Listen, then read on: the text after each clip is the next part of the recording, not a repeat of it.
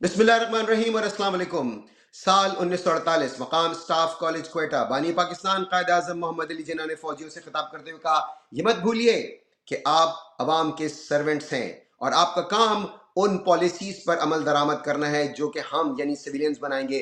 उन्होंने बिल्कुल वाशगाफ अल्फाज में ये फरमाया कि आपका काम यानी फौजियों का काम पॉलिसीज बनाना नहीं है, बल्कि आपका काम उन पॉलिसीज पर अमल दरामद कराना है या करना है जो हम यानी सिविलियंस बनाएंगे। ये था विजन कायद आजम मोहम्मद अली जिन्ना का उस पाकिस्तान के बारे में जो उन्होंने बनाया था।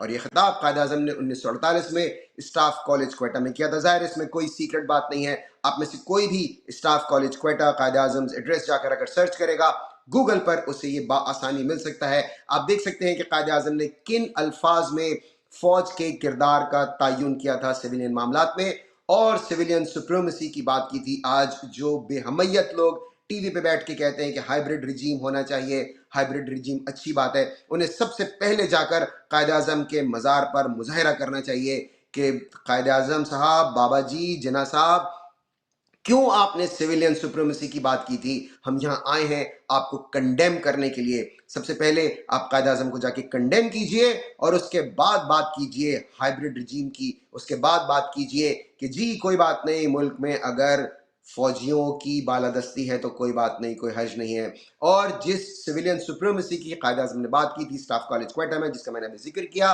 कि फौज का काम पॉलिसीज बनाना नहीं बल्कि उन पॉलिसीज पर अमल दरामद करना है जो कि सिविलियंस बनाएंगे।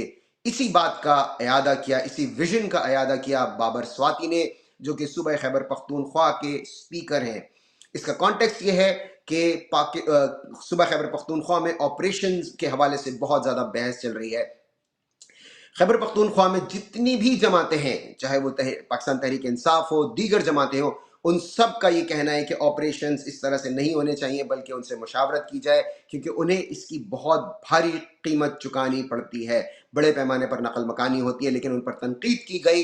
इसलिए फिर स्पीकर ने, जो KPK के स्पीकर हैं, उन्होंने एक खत लिखा। उन्होंने कहा कि कोर कमांडर आकर जो सूबाई असेंबली की सिक्योरिटी कमेटी है उसे ये ब्रीफिंग दें कि किस तरह से ऑपरेशन होंगे, उसके बारे में बताएं, क्या कॉस्ट होगी, उसमें क्या क्या कुछ इन्वॉल्व होगा, कितने बड़े पैमाने पर नकल मुकानी होगी। जाहिर है उनके जो भी सवालात होंगे, लेकिन इस पर टाउट्स को छोड़ दिया गया, टेबल स्टोरीज प्लांट कराई गई और इसमें ये कहा, इस तरह का तासुर दिया गया कि जैसे स्पीकर ने कोई बहुत गलत बात कर दी है। अब स्पीकर ने अपनी पोजीशन पर दोबारा से उन्होंने उस बात का इयादा किया, वो उस पर डट गए और उन्होंने कहा कि आपको आकर आइन के तहत ये आपकी जिम्मेदारी है, कोई भी जो ऑफिसर है, चाहे वो फौज का है, पुलिस का है, ब्यूरोक्रेसी में है, किसी और शोबे में है, सरकारी मुलाजिम की ये ड्यूटी है कि मुंतखब नुमाइंदों को आकर वो ब्रीफ करे, क्योंकि मुंतखब नुमाइंदे अवाम के आगे जवाबदेह हैं और ये आइन के ऐन मुताबिक है। उन्होंने कहा अगर इसको किसी से कोई प्रॉब्लम है, कोई मार्शल लॉ लगाना चाहता है, अगर इस बात के को रद्द करके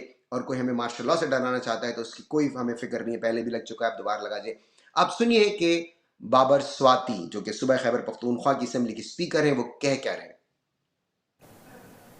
हमने कोर कमांडर साहब को जो लेटर लिखा है, कोर कमांडर साहब इस सूबे में फोर्सेस को कमांड कर रहे हैं, पाकिस्तान की फोर्सेस हैं, तो बैरून मुल्क से नहीं आई हुई। और इस सूबे के अंदर कोई भी काम हो रहा है उसे ये सूबाई असम्बली भी देख सकती है।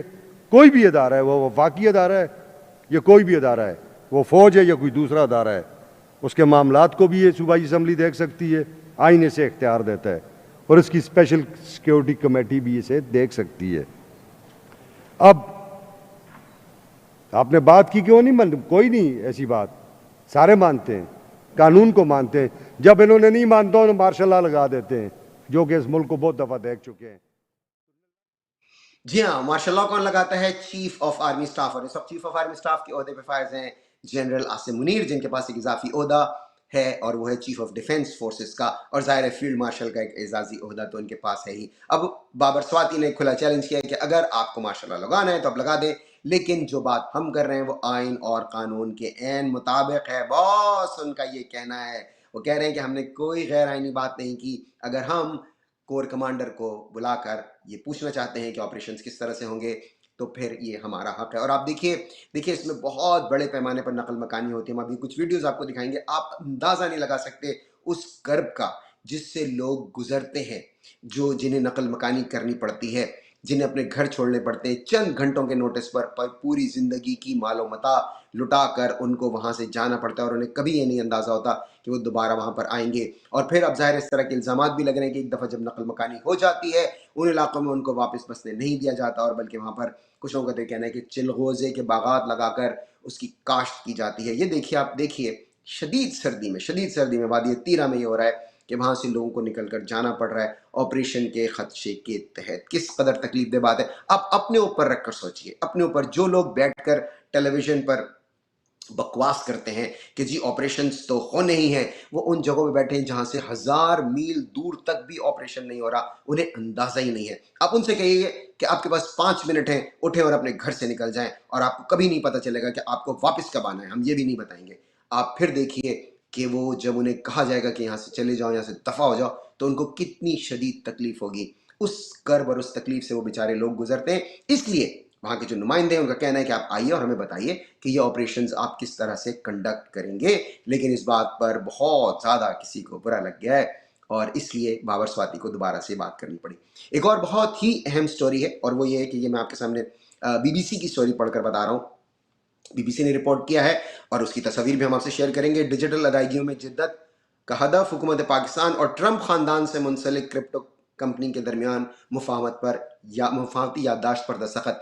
देखिए, ये जो दस्तखत हुए हैं, ये जो इस जिस कंपनी का, जैसे कि BBC ने कहा कि ट्रंप खानदान से बहुत ज़्यादा नज़दीक है ये, और ये डिजिटल अदायगियों में जिद्दत लाने के लिए ये किया जा रहा है। ये, और ये याद रखिएगा कि ये MOU है, ये मुफाहमत की याददाश्त पर दस्तखत हुए, कोई प्रॉपर कॉन्ट्रैक्ट नहीं हुआ है, कोई मुआहदा नहीं हुआ है। लेकिन इसमें जो सबसे अजीब व गरीब बात है वो ये कि जनरल आसिम मुनीर यूनिफॉर्म में उस तकरीब में मौजूद हैं, और ISI के चीफ भी मौजूद हैं। दुनिया में कहीं भी ऐसा नहीं होता कि जो माशी नौइयत के मामला हैं, मसलन कि डिजिटल करेंसी की बात हो रही है, उसमें मुल्क का chief of army staff uniform में जाए, और ख़ासकर ISI का चीफ, जो कि ज़ाहिर जो चीफ होता है, जो मिलिट्री इंटेलिजेंस होती है, उनका काम बहुत ही खुफिया नौइयत का होता है। वो आवाम की नज़रों से दूर रहते हैं। उनकी ये कोशिश होती है कि ना उनका चेहरा लोगों को पता हो, ना उनके बारे में ज़्यादा इल्म हो लोगों को, उनके बारे में एक तजस्सुस रहना चाहिए। लेकिन आप देख सकते हैं कि जनरल आसिम मलिक, जो कि ISI के चीफ हैं, वो भी इस तकरीब में मौजूद हैं, जिसमें कि दस्तखत हुए। ज़ाहिर है कि जो अर्दली साहब हैं, बूट पॉलिश करने वाले, वो तो हैं ही। शहबाज शरीफ और जो वज़ीर ख़जाना इन्होंने बनाए वो भी हैं। और ये जैसे कि BBC की स्टोरी में भी बताया गया है कि ये जो है प्रेसिडेंट ट्रंप के ख़ानदान से मुंसलिक उनके तीनों बेटे इसमें जो है वो सुना है कि वो इस कंपनी में वो पार्टनर्स हैं उनकी, जैसे कि BBC रिपोर्ट कर रहा है। और स्टीव विटकॉफ, जो कि बहुत ही नज़दीक हैं प्रेसिडेंट ट्रंप के, उनके ज़ाहिर साहबजादे वहाँ मौजूद हैं। इसमें शहबाज गिल ने एक बहुत दिलचस्प तबसरा किया। उन्होंने कहा ये तस्वीर इसलिए खिंचवाई गई है कि ये सब लोग प्रेसिडेंट ट्रंप को ये दिखा सकें कि जी हम भी वहीं मौजूद थे, हमने भी काविश की, हमने भी आपके जो ख़ानदान से मुंसलिक कंपनी है उससे एक बहुत अहम मुआहदा करने के लिए हम भी उसमें शामिल थे।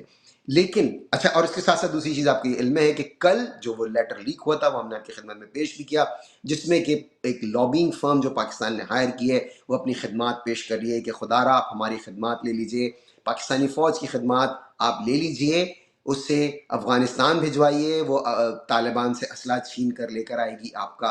तो ये ज़ाहिर है कि ट्रंप की खुशनुदी के लिए ये सब कुछ किया जा रहा है। लेकिन दूसरी तरफ आप ये देखिए कि अमेरिका ने 75 ममालिक के इमिग्रेंट वीज़ाज को प्रोसेस करने का काम रोक दिया, उन पर पाबंदी लगा दी है, और उसमें यू गेस्ड इट राइट, उसमें पाकिस्तान भी शामिल है।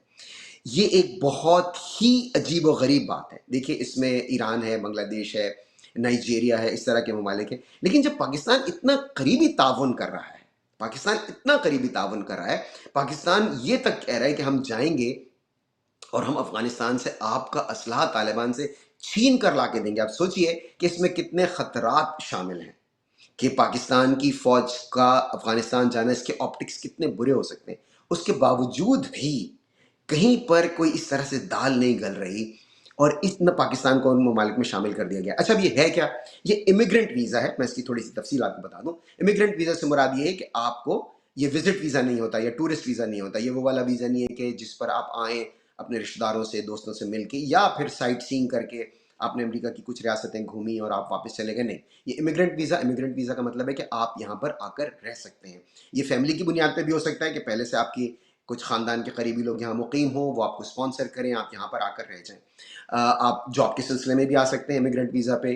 ज़ाहिर है कि लोग असाइलम पर भी आते हैं, लोग रेफ्यूजी स्टेटस पर भी आते हैं और उनको भी यहाँ रहने का जो मिल जाता है स्टेटस, वो रह सकते हैं। अब इसका सबब क्या बताया जा रहा है? इसका सबब ये बताया जा रहा है कि ये उन ममालिक के लोगों पर पाबंदी लगाई गई है या उनके वीज़ों पर काम रोका गया है जिनके बारे में ये खदशा है कि जब वो यहाँ आते हैं तो फिर बजाय इसके कि वो काम करें, बजाय इसके कि वो कोई कारोबार करें, यहाँ की मईशत में अपना हिस्सा डालें, वो यहाँ के अमरीकी अवाम के टैक्स पेयर्स के पैसों पर बोझ बन जाते हैं, यानी वेलफेयर लेना शुरू कर देते हैं।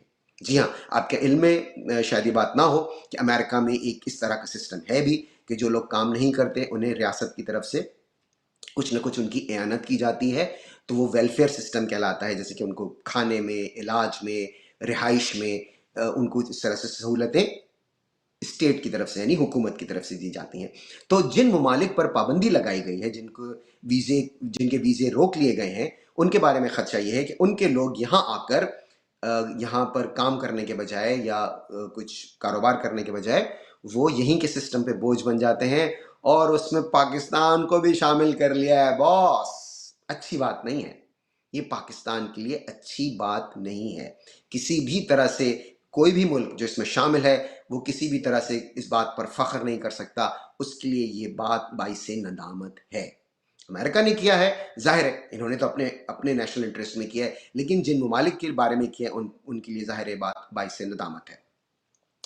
इसी दौरान एक और भी ज़ाहिर है कि डेवलपमेंट हुई है और वो ये पाकिस्तान के फ्रंट पर हम बात कर रहे हैं कि सुहेल आफरीदी दोबारा से कराची जा रहे हैं। इस बार वो कराची इसलिए जा रहे हैं कि जब वो पिछले दौरे में थे, कराची गए थे, तो वहाँ पर एक कारकुन उनका एक्सीडेंट में मारा गया था।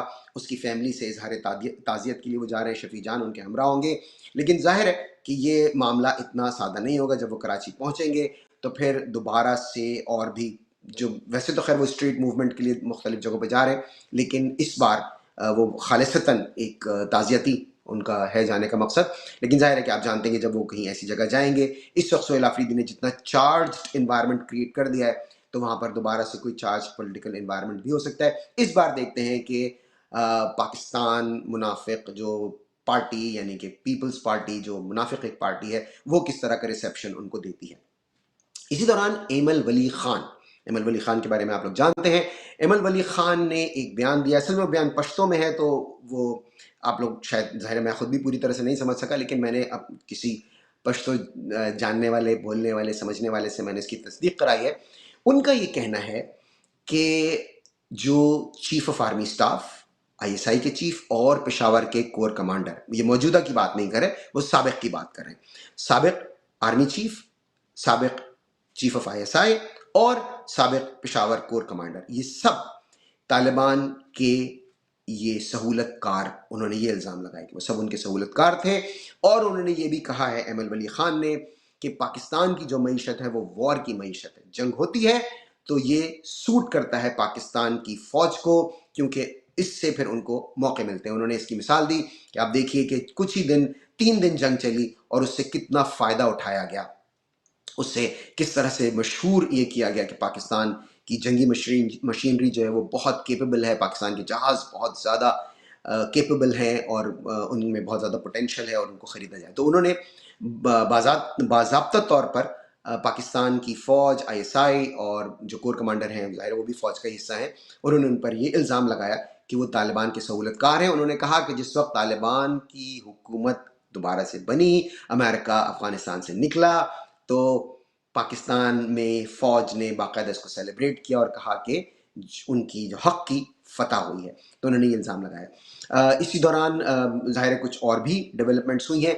कश्मीर में अब जो स्ट्रीट मूवमेंट है पाकिस्तान तहरीक इंसाफ की, उसके बहुत ज़्यादा अच्छा उसका रिस्पॉन्स आ रहा है। कश्मीर में बहुत बड़े पैमाने पर मुजाहरे हुए हैं और बलूचिस्तान में भी स्ट्रीट मूवमेंट जो है वो बहुत अच्छी तरह से पिकअप कर रही है। अब देखते हैं कि सुहेल आफरीदी बलूचिस्तान कब जाते हैं। इस वक्त तो वो खैर कराची जा रहे हैं। आखिर में अलीमा खान, अलीमा खान ने एक इतनी दिलचस्प बात की है, बहुत ही दिलचस्प बात की है। अलीमा खान ने कहा है कि वो उनको, आपको पता है, केस के सिलसिले में उनको पेश किया गया और जब वो गई तो जज ने कहा कि आप प्लीज़ हमारे लिए भी दुआ करें कि हम भी आज़ाद हों। आप अंदाज़ा लगाइए कि वो मुल्क जिसके जज ये दुआ कर रहे हों और वो भी अलीमा खान से कह रहे हो कि आप दुआ करें कि हम जल्द से जल्द आज़ाद हों, वहाँ पर जुडिशरी की क्या सूरत हाल होगी। आज के शो में बस इतना ही।